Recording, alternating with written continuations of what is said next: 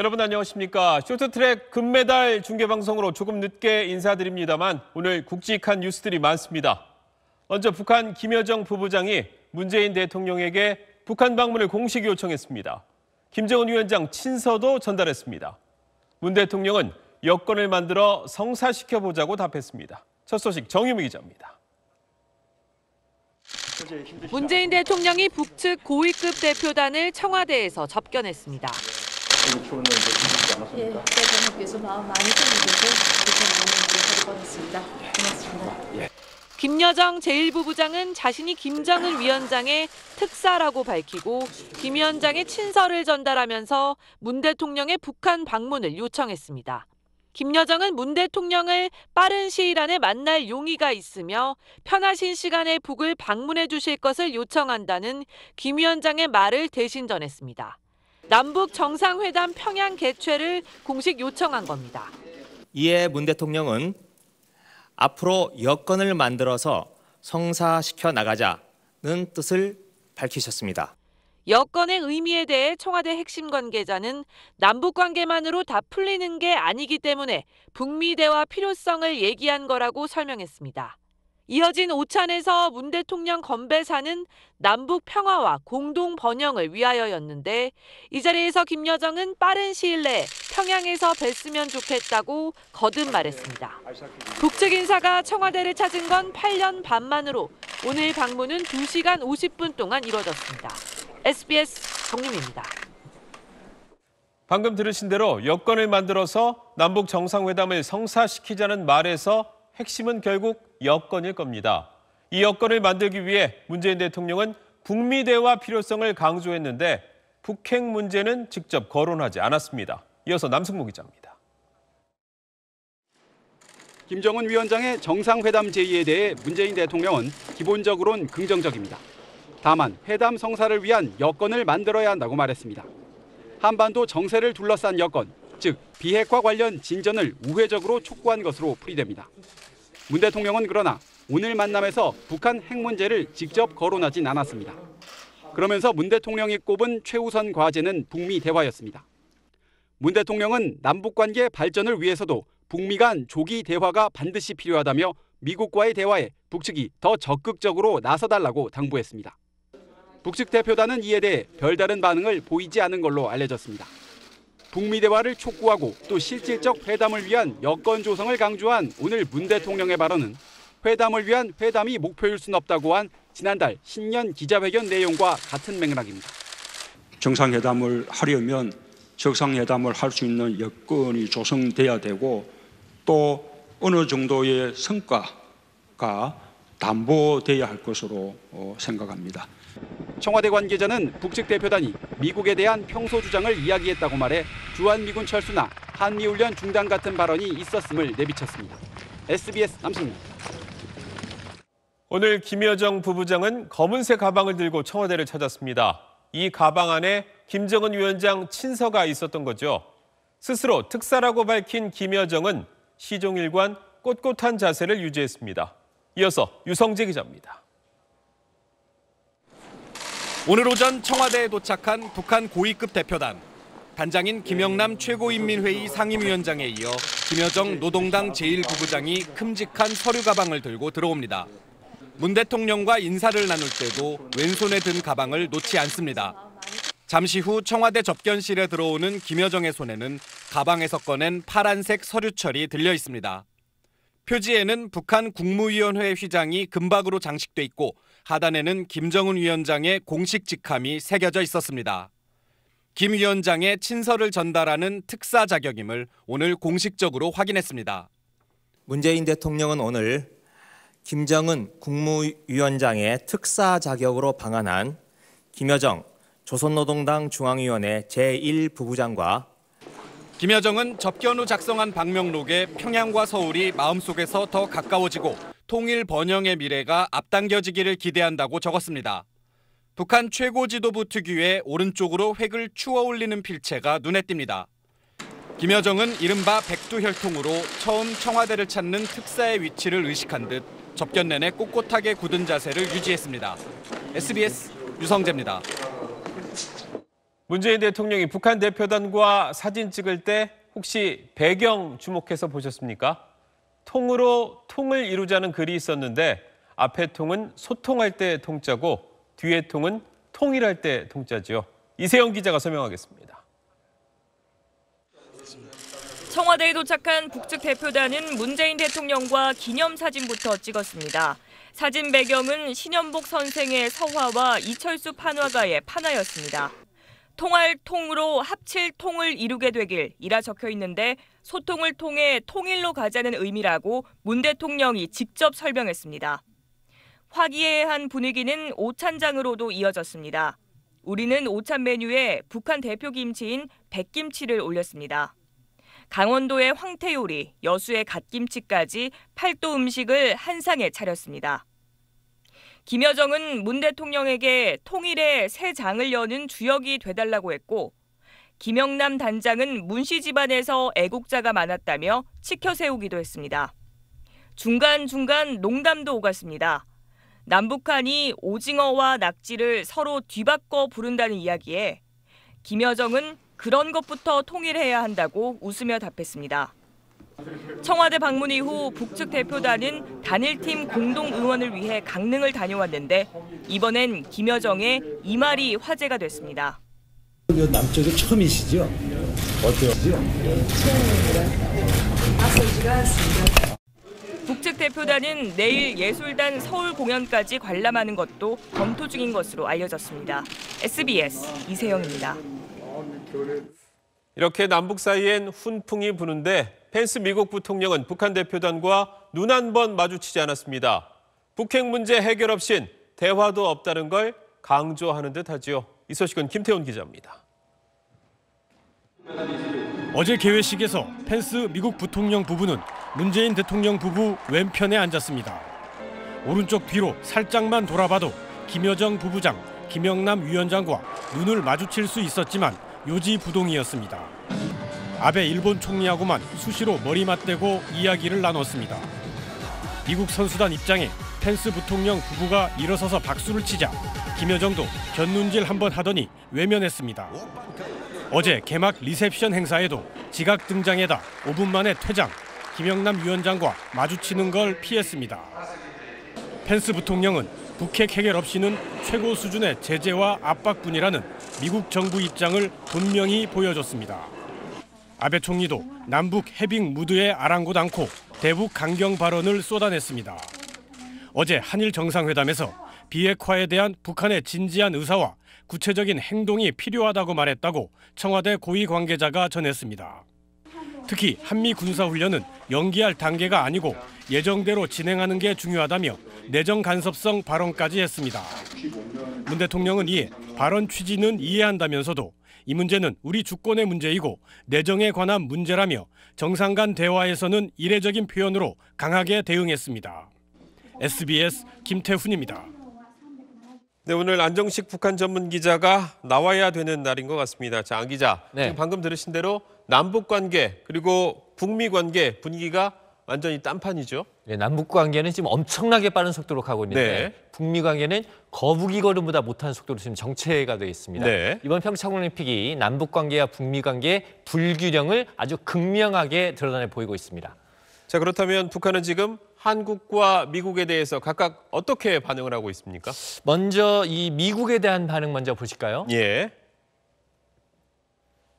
미국의 끈질기고 악랄한 핵위협 공갈과 핵전쟁 도발 책동에 맞서 자유의 핵 억지력을 질량적으로 강화해 나갈 것이며 네, 미국에 대해서는 상당히 적대적이죠. 그리고 역시 핵폭이 없다 강조를 하고 있습니다. 반면 한국에 대한 보도는 상대적으로 호의적인데요. 문 대통령과 김여정의 악수 사진 이런 것들을 보도를 하면서 굉장히 좀 비중 있게 나름대로 남북관계 부분을 보도를 하고 있습니다.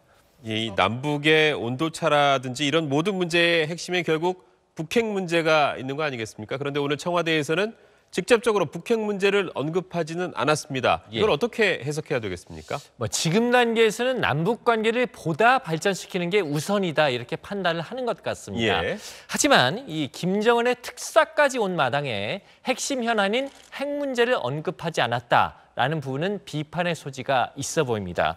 우리가 이제 남북 정상회담을 하려고 하더라도 우리가 북핵 문제에 중점을 두고 있다라는 걸 대내외적으로 자꾸 보여줘야 이 정상회담에 대한 주변 여건이 마련되는 측면이 있는데요. 이런 면에서 본다면 오늘 핵 문제 언급이 없었다는 점은 다소 좀 아쉬운 면도 있습니다. 네, 안 기자 잘 들었습니다.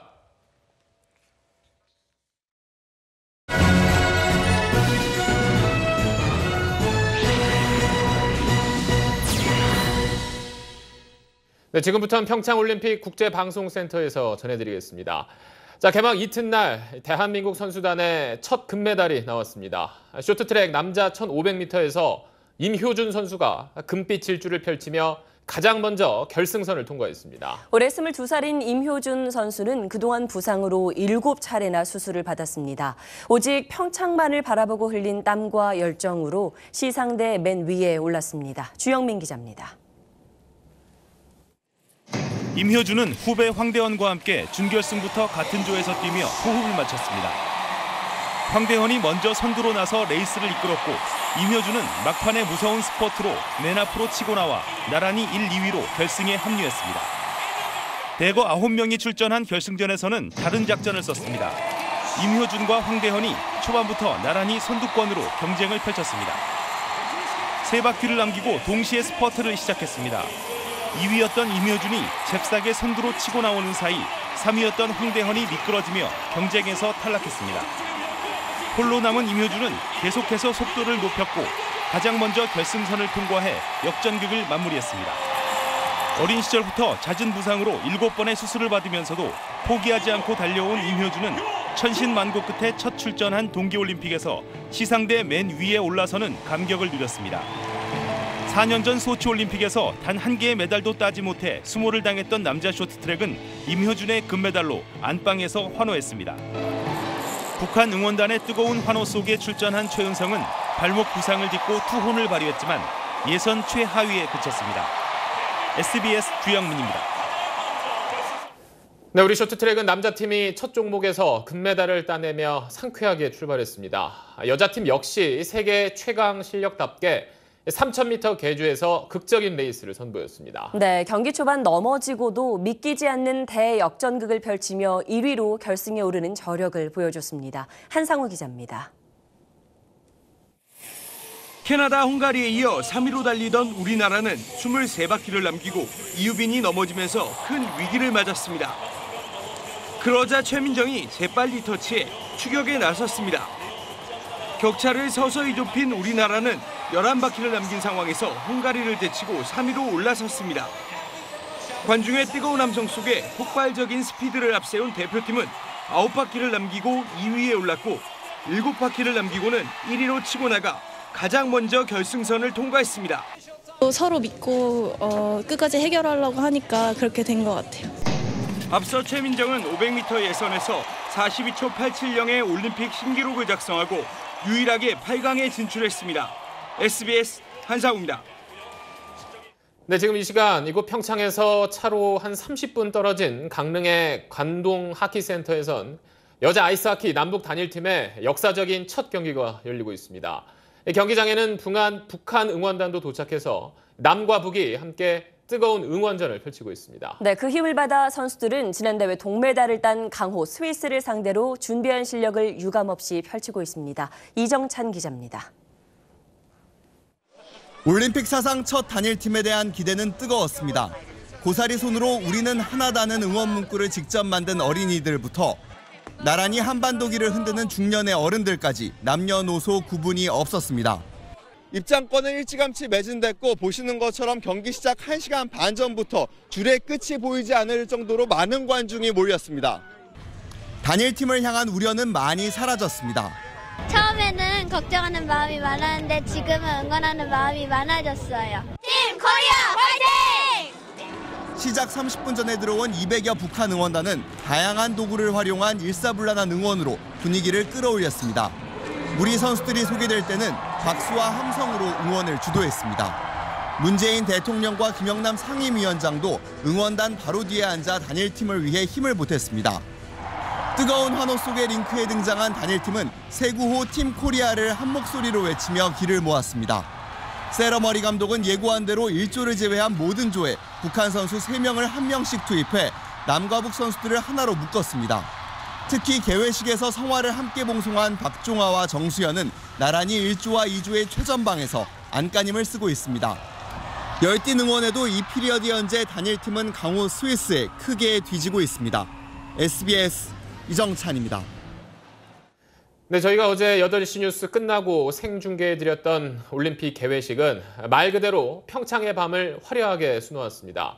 그 가운데서 하이라이트는 단연 피겨 여왕이었습니다. 네, 성화대에 평화의 불꽃을 붙인 김연아 선수는 평생 잊지 못할 순간이었다며 울컥했다고 말하기도 했습니다. 최희진 기자입니다. 여자 아이스하키 남북 단일팀 박종화와 정수현이 함께 성화를 들고 120개의 계단을 올라 최종 점화자를 기다리자 김연아가 피겨 여왕답게 은반 위에 등장해 우아한 몸짓을 선보입니다. 잊지 못할 순간이었고 그런 높은 곳에서는 처음이었거든요. 그래서 많이 걱정을 했는데 실수 없이 잘 할 수 있었던 것 같습니다.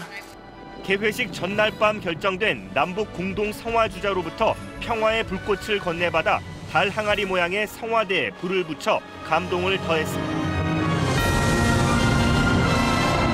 리허설이 전혀 없었기 때문에 좀 서로 이제 건네받을 때 버벅대지 않을까 걱정을 했는데 뭐 그런 실수는 없었던 것 같고요. 눈이 마주쳤을 때 살짝의 눈인사를 했던 것 같아요. 평창 2011년 평창 올림픽 유치를 시작으로 이후 홍보대사로서 평창을 전 세계에 알리는 데 앞장서온 김연아는 성화 점화자로 개회식의 마지막까지 장식했습니다. 약간 울컥한 마음이 저도 들더라고요. 그래서 정말로 이제 올림픽이 개막이 했다라는 그런 느낌을 받고 1218개의 드론으로 밤하늘에 오륜기의 장관을 연출하고 LED 조명으로 빛의 향연을 펼친 것도 깊은 인상을 남겼습니다. 한국의 멋을 담아낸 개회식으로 평창올림픽에 막이 올랐습니다. 앞으로 17일간 전 세계의 젊은이들이 써내려갈 드라마가 시작됐습니다. SBS 최희진입니다. 어제 개회식에서 남북 선수단은 한반도기를 들고 11년 만에 함께 입장했습니다. 3만 5천여 관중은 하나 된 코리아를 뜨겁게 맞이했습니다. 남북 선수단이 전한 평화와 화합의 메시지에 외국 언론들도 아낌없는 찬사를 보냈습니다. 이성훈 기자의 보도입니다. 코리아! 여러분, 드디어 코리아! 한반도기를 들고 남북 선수단이 함께 스타디움에 들어서자 전 세계 관중은 일제히 기립해 박수갈채를 보냈습니다. 북한 응원단도 작은 한반도기를 흔들며 뜨겁게 환호했습니다. 한국 봅슬레이의 간판 원윤종과 북한 여자 아이스하키 황춘금이 기수로 나서 하나의 깃발을 맞잡았습니다. 평화롭게 남과 북이 한자리에 모여 있다는 것이 정말 큰 의미이고 특별한 자리라고 생각합니다.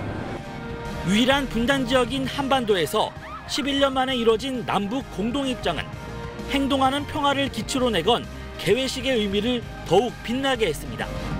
It really touched me, and I guess I didn't really think about the Olympic message being so much about peace and togetherness. 저는 통일에 대해서 좀 부정적인 세대긴 해요. 근데 이번 올림픽을 계기로 되게 긍정적인 생각을 하게 됐고 외국 언론들도 큰 관심을 나타냈습니다. AP통신은 전혀 예상하지 못했던 통합의 모습으로 남북한이 평화를 상징하는 불꽃 아래 나란히 앉았다고 평가했습니다. 개회식은 마무리됐지만 남북 선수단이 전한 평화와 화합의 메시지는 전 세계인의 가슴에 큰 울림으로 남았습니다. SBS 이성훈입니다.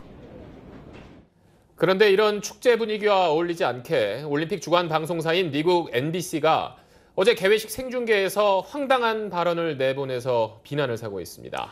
일본 선수단이 입장할 때 과거 식민지배 시절을 언급하면서 한국인들은 일본이 변화의 본보기였다고 말할 거란 망언을 한 겁니다. 류희준 기자의 보도입니다.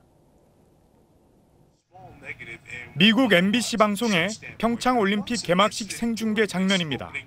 일본 선수단이 입장할 때 선수단을 소개하던 MBC 중계진이 아베 총리가 화면에 나오자 방문 목적까지 상세하게 설명합니다.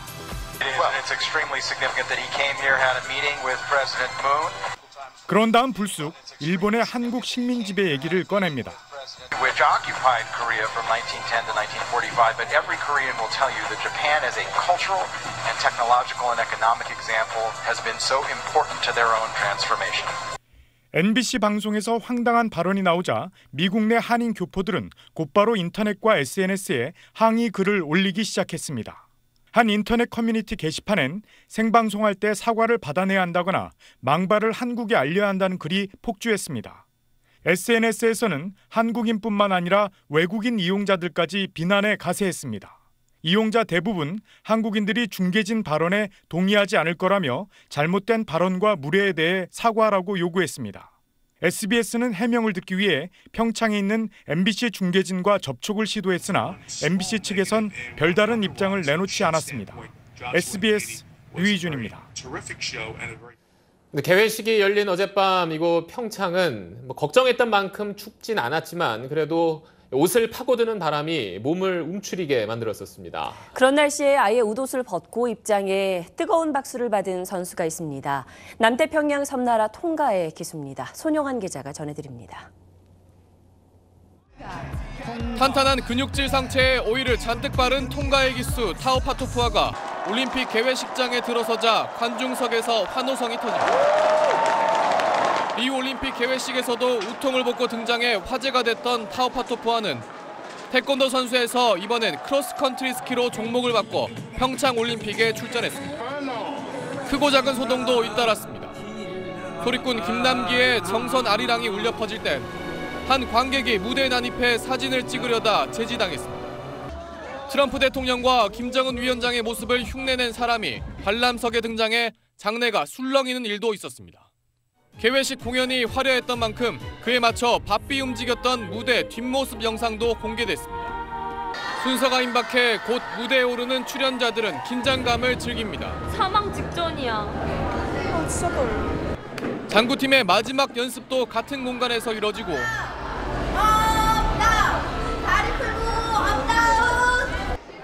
서로 독려하며 긴장을 풉니다.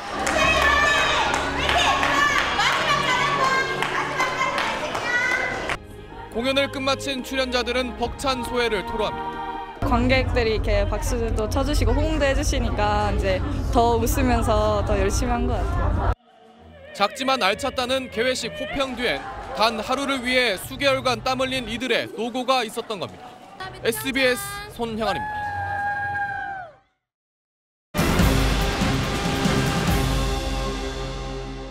다음 뉴스입니다. 검찰 과거사위원회 조사 대상에 박종철 고문치사 사건이 포함됐습니다.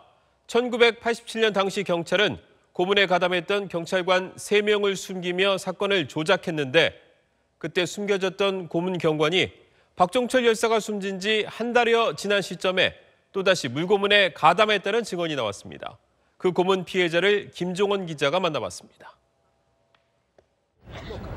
1987년 2월 25일 박종철 열사 고문치사 후 불과 한 달 열 하루가 되던 날 밤 서강대 4학년생 김기식 씨가 경찰에 연행됐습니다. 불법 시위 혐의로 쫓기던 김 씨는 서울 장안동의 시경 대공분실로 끌려갔고 그곳에서 고문을 당했다고 말합니다. 말 안 해? 저 물 받아 이제 막 물이 막 지저분하고 뭐 담배 꽁초 같은 것도 있고 막 이제 그 욕조 안에. 탁 치니 억하고 쓰러졌다는 경찰의 거짓 발표에 온 사회가 들끓고 있던 그때에도 고문은 여전히 자행됐고 더 교묘해졌다고 했습니다. 박종철 군이 욕조 턱에 목이 눌려 질식사한 걸 의식해서인지 욕조에 몸이 닿지 않게 자신을 고문했다고 합니다. 팬티만 입고 이제 뒤로는 수갑 채우고 또는 수갑 채우고 이거 수건으로 이제 여기 묶고 한 5군데 좀 묶었던 것 같아요. 여기 묶고 뭐 여기 묶고 눈도 묶고 눈도. 갑자기 내 몸이 번쩍 들리더라고요. 번쩍. 예, 번쩍 들리더니 거꾸로 이렇게 확 되는 거예요. 그러더니 어느 순간에 팍 물속에 이렇게 들어가는 거예요. 금방 이렇게 막 이렇게 코로 막 입으로 막 들어가는 거죠. 그런데 이때 김 씨를 고문했던 경찰관 중에 한 명이 박종철 사건 직후 경찰이 은폐했던 고문경관 3명 중에 한 명 이정호 경장이었다고 합니다. 남영동에서 장안동 대공분실로 근무지만 옮겨서 또 고문에 가담했던 겁니다. 야 너도 잡아 이제 그 소리 들리더라고. 막 몸부림을 치니까 이종호 와서 이렇게 그걸 잡았던 것 같아. 이후 3월에 검찰에 송치된 뒤 김 씨는 고문을 당했다는 사실을 검사에게 알렸지만 싸늘한 반응에 몸서리를 쳤다고 합니다. 약간 비아냥대듯이 그래서 이렇게 묶여 있는데 내가 어깨를 이렇게 꽉꽉 이렇게 쥐면서 어휴 고문을 당하셨어 그러면 안 되지. 그러면서 그 순간적으로 딱 잡을 때 아이고 내가 이걸 괜히 했나 여기서 또 더 당하는 거 아닌가 싶은 생각이 탁 이렇게 그 막 소름이 돋을 정도로. 그런데 검찰은 박종철 사건이 조작됐다는 사실을 늦어도 2월부터는 알고 있었습니다. 수사검사였던 안상수 현 창원시장은 고문 경관이 더 있다는 사실을 2월 27일 날 알게 됐다고 했고 박상옥 현 대법관은 3월 초에 알게 됐다고 인사청문회에서 주장했습니다. 다시 말해서 김 씨가 검찰 조사를 받았던 3월이면 이종호 경장이 박종철 사건에서도 고문을 했던 경관이라는 것을 검찰도 알고 있었는데도 고문을 당했다는 김기식 씨의 하소연에 귀를 기울이지도 조치를 취하지도 않았던 겁니다. 조작 은폐가 만천하에 폭로된 뒤인 6월 말에 열린 재판에서도 달라지는 건 없었다고 합니다. 내가 고문으로 내가 여기까지 왔고 그래서 난 이 재판 받을 수 없다 이런 얘기를 했었거든. 그랬더니 그 판사분이 저 얘기 확인해 봤어요. 그랬더니 그 검사가 뭐 사실이 아니랍디다. 하여튼 그런 식으로 하여튼 그 검사가 얘기를 했었어요. 결국 이종호 경장은 박종철 사건만으로 기소가 돼 징역 3년을 살았는데 출소 뒤에 근무했던 경찰 공제회를 통해 연락을 시도해봤지만 연락이 닿지 않았습니다. SBS 김종훈입니다. 네, 김종원 기자 나와 있습니다. 박종철 열사를 고문했던 경관이 그 뒤에도 계속 고문을 했다. 이 얘기 처음 나온 거죠? 네, 이번에 처음 나온 얘기입니다. 자, 그렇다면 김기식 씨가 이런 증언을 하기까지 왜 31년이나 걸렸을까요? 김기식 씨는 현재는 이 서울의 한 구청의 공무원으로 일을 하고 있습니다. 네. 이 당시에는 뭐 박종철 열사를 고문했던 경찰들이 법의 심판을 받았기도 하고 뭐 이걸 이제 와서 알려서 뭐하냐 하는 마음에 이제 얘기를 안 했는데 이번에 1987 영화 개봉하면서 이 사건이 다시 화제가 됐잖아요. 네. 그래서 이것도 모두 역사의 기록이 될 수 있겠구나 이런 마음에서 고백을 하게 됐다 이렇게 얘기를 하고 있습니다. 네, 검찰 부분에 조금 집중을 해보면 고문당했다고 검사한테 얘기했는데 별다른 조치를 취하지 않았다. 그렇다면 그때 그 검사들은 한번 만나봤습니까? 저희가 취재를 해봤습니다. 그중에 한 명을 접촉을 할 수가 있었는데요. 지금 현재는 한 로펌의 변호사로 활동을 하고 있었습니다. 예. 판사가 고문 사실을 확인해 봤느냐라고 물었을 때 뭐 그런 일 없더랍니다라는 대답을 했느냐 당시에 물었더니 지금은 전혀 기억이 나지 않는다. 이렇게 답변을 약간 회피를 하더라고요. 그래서 예. 좀 더 알아봐야 될 것 같습니다. 이 부분. 네. 이게 다 사실이라면 파장은 만만치 않을 것 같습니다. 네, 그렇습니다. 이 사실 경찰이 박종철 열사 고문 사건을 축소 은폐한 걸 검찰이 알면서도 묵인한 게 아니냐 이런 의혹은 지금도 나오고 있습니다. 예. 그래서 이번에 검찰 과거사위의 조사 대상에 포함이 된 건데요. 지금 검찰이 박종철 군을 고문한 경찰관 중에 이종호 경장이라는 사람이 있다는 사실을 알았는데 그 이후에 이 김기식 씨가 그 이종호 경장한테 또 고문을 당했다라고 얘기를 하는데도 그냥 넘어갔다는 얘기잖아요. 예. 그렇다면 충분히 알고 있었으면서 묵인을 했다는 그 의혹이 더 짙어질 수밖에 없는 상황이죠. 그래서 철저한 조사가 필요해 보입니다. 네, 알겠습니다. 오늘 김기식 씨가 또 박종철 열사가 숨진 옛 남영동 대공분실을 찾았습니다. 그 현장에도 김종원 기자가 함께했습니다. 다시 만난 김기식 씨는 박종철 열사가 고문당한 옛 남영동 대공분실을 찾았습니다. 박종철 열사가 숨진 9호실 앞. 그 야만의 현장 아닙니까 여기가? 저 턱에 눌려서. 박종철 열사가 고문으로 숨진 뒤에도 고문은 여전했지만 박 열사의 죽음이 있었기에 고문에 맞서 저항할 수 있었다고 회고합니다. 책임자라는 분을 불러달라고 그랬어요. 내가 여기서 살아나가기만 하면 어떻게든 내가 이 사실을 알리겠습니다. 그때부터 분위기가 달라지더라고요. 그러니까 이제 그때부터 이제 고문이 없어진 거죠. 김 씨는 오늘 다른 고문 피해자 3명과 함께 당시의 끔찍한 경험을 시민 앞에 공개했습니다. 이 용기를 내는데 31년이 걸렸습니다. 우리 모두의 한과 짐을 우리 박종철 열사가 안고 가신 거예요. 이 죽음이 아니었으면 정말 우리는 지금도 그 고문의 공포와 고통에서 벗어나지 못했을 겁니다. SBS 정부가 초과이익 환수제 피해간 강남 재건축 단지를 정밀 검증하라고 요청했지만 강남 3구는 꿈쩍 않고 있다고 전해드렸죠. 감사원 감사를 포함한 더 강력한 압박 카드가 거론되기 시작했습니다. 이강 기자가 취재했습니다. 서울 강남, 서초, 송파구 등 강남 3구는 국토부가 요청한 재건축 사업 인가에 대한 외부 정밀 검증을 사실상 거부하고 있습니다. 대신 구청의 자체 심사를 통해 사업 승인을 진행하기로 방침을 굳혔습니다. 야당 소속인 조은희 서초구청장은 주민을 만난 자리에서 정부 방침을 정면 반박하기도 했습니다. 국토부에서 한국감정원에 넘기기를 강력히 권고한다거든요. 근데 현행 법에 의하면 반드시 넘겨야 하는 게 아닙니다. 우리는 큰 문제가 없다고 생각한다. 이게 제 입장이에요. 이에 대해 국토부와 서울시는 법적 권한을 동원해 정면 대응에 나설 기세입니다. 해당 단지들이 단지 부담금을 면하기 위해 무리하게 서둘러 신청했다면 이를 철저히 검증해야 한다는 겁니다. 서울시는 우선 재건축 이주 시기 조정권 행사를 적극 검토 중입니다. 많은 세대가 한꺼번에 이주해 전 월세 등 주거 문제가 생기는 것을 방지하는 목적으로 최대 1년까지 이주 시기를 늦출 수 있습니다. 또 서울시 차원의 재건축검증위원회를 꾸리는 방안도 제기되고 있습니다.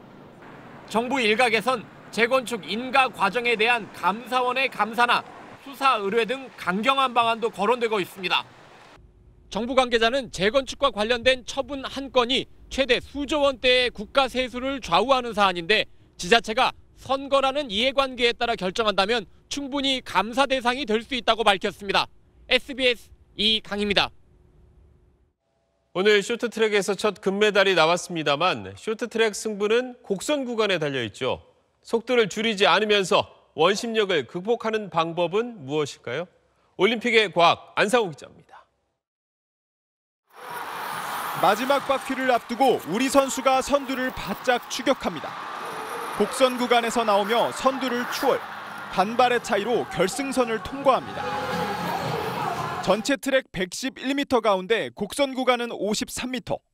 빠른 속도로 달리던 선수들이 곡선 구간에 접어들면 직선 운동을 계속하려는 관성, 즉 원심력의 영향을 받습니다. 이때 속도를 줄이거나 버티지 못하고 밖으로 밀려나면 다른 선수들에게 추월당합니다. 스피드가 나면 날수록 바깥으로 흐르려는 그런 현상이 계속 생기기 때문에 코너에서 얼만큼 원심력을 이겨내고 빠른 스피드를 만드느냐가 관건입니다. 원심력을 극복하기 위해선 가능한 몸을 기울여 몸을 트랙 안쪽으로 잡아당기는 힘, 즉 구심력을 높여야 합니다.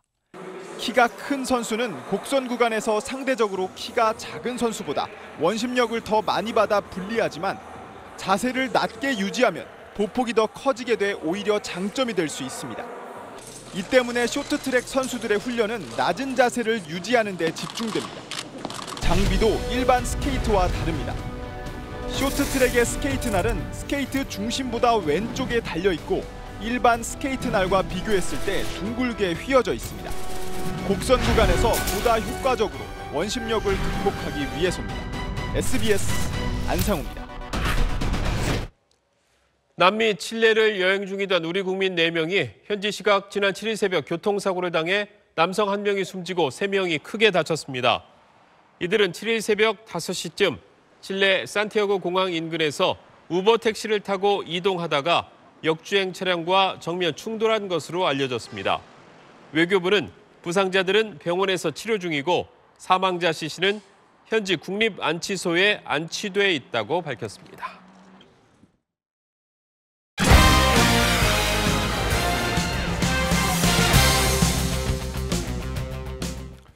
안녕하십니까, 스포츠 뉴스입니다.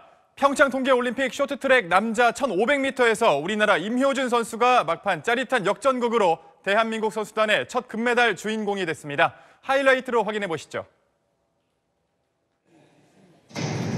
시작됐습니다. 준비한 대로 펼쳐 보이면 됩니다. 아직은 탐색전. 스피드는 상당히 빠릅니다. 초반부 치고는 스피드가 상당히 빨리 진행되고 있고요. 우리 선수들이 나가기 시작하네. 둘이 같이 나갑니다. 오, 동시에 나가네요. 자, 동시에 나가서 나가야죠. 부딪힐 필요 없어요.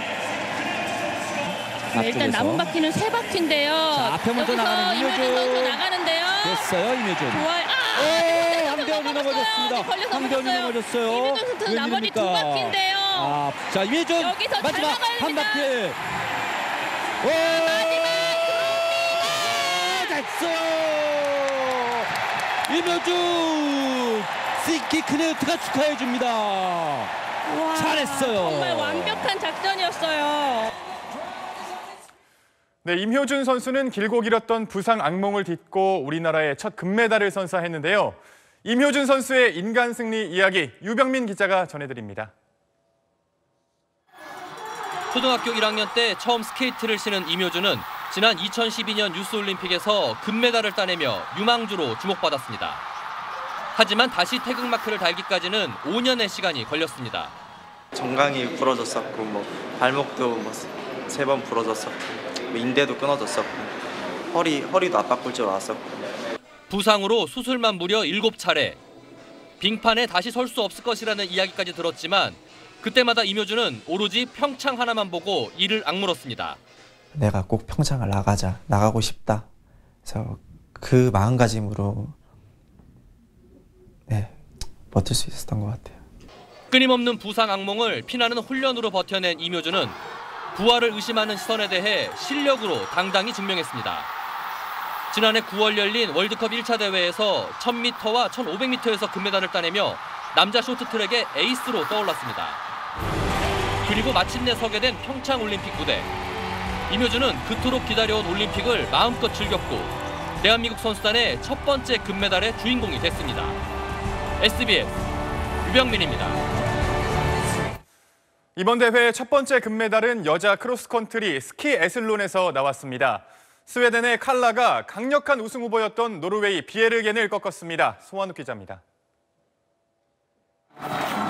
스키 에슬론은 클래식과 프리주법으로 각각 7.5km씩을 달리는 경기입니다. 시선은 3회 연속 3관왕을 노리는 노르웨이의 철녀 비에르겐에게 쏠렸습니다. 하지만 주인공은 만년 2인자 칼라였습니다. 비에르겐의 뒤에서 선두권을 유지하던 칼라는 막판에 힘차게 서론을 지치며 비에르겐을 제쳤고 결승점을 1.5km 앞두고는 격차를 크게 벌리며 승부의 쐐기를 박았습니다. 부정맥을 이겨내고 당당히 이번 대회 첫 금메달을 차지했습니다. I'm very happy. It was fantastic to ski today, and I had really good skis, good grip on the classic part, and then I felt in good shape. 다섯 번째로 올림픽 무대를 밟은 37살의 베테랑 이채원은 57위를 차지했습니다. 떨어지다 보니까 나중에 후리에서 좀 붙기는 했는데 워낙 차이가 있다 보니까 좀 따라가기 힘들었었어요. 이채원의 도전은 계속됩니다. 다음 주 목요일 주에리와 함께 여자 10km 프리에서 다시 한번 힘찬 레이스를 펼칩니다. 스피드 스케이팅 여자 3000m에서는 네덜란드가 금은동을 싹쓸이했습니다. 네덜란드의 아흐데 레이크터가 금메달을 차지했고 우리나라의 김보름은 18위에 자리했습니다. SBS 소환욱입니다. 스노보드 남자 슬로프 스타일 예선에서 최고 점수를 얻은 캐나다 막스 페러 선수의 화려한 묘기 감상해 보시죠.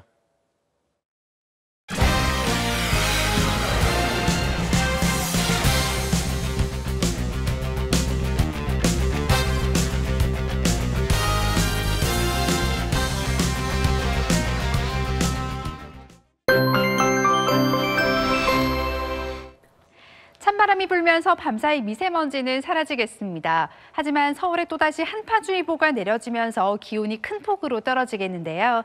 내일 서울의 아침 기온은 영하 9도로 오늘 아침보다 10도 가까이 내려가겠고 평창 올림픽이 열리는 지역도 하루 새 10도 가까이 기온이 떨어지면서 영하 15도 안팎까지 내려가겠습니다. 추위 속에 서해안 지방은 또다시 많은 눈이 오겠습니다. 내일 낮부터 모레까지 제주 산간은 최고 20cm, 충남과 호남 지방은 3에서 8cm 안팎의 눈이 오겠고 서울과 경기 남부, 영서 남부 지방은 오후 한때 눈이 조금 내릴 수가 있겠습니다. 내일 전국의 미세먼지는 보통 수준을 회복하겠습니다. 기온은 오늘보다 낮겠는데요. 서울의 아침 기온 영하 9도, 대구 영하 6도로 출발하겠고 한낮 기온은 서울이 영하 2도 안팎에 머물겠습니다. 이번 추위는 다음 주 초반까지 이어지겠습니다. 날씨였습니다. 개막하자마자 금메달 나온 거 보면 평창올림픽 징조가 좋습니다. 남북 사이에도 좋은 시그널이 많이 나오길 바랍니다. 뉴스 마치겠습니다. 고맙습니다.